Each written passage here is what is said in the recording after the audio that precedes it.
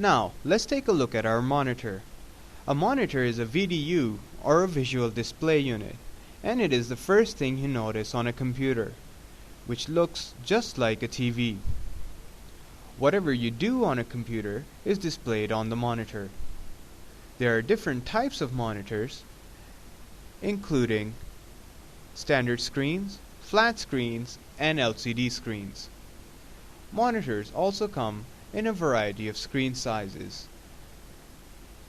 These could be 15, 17, 19, or 21 inches, and these are measured diagonally from one corner of the screen to the other.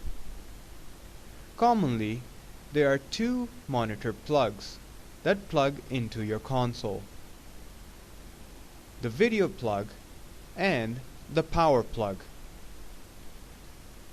The power plug provides power to the monitor to turn it on, and the video plug allows us to see what we are doing on the screen.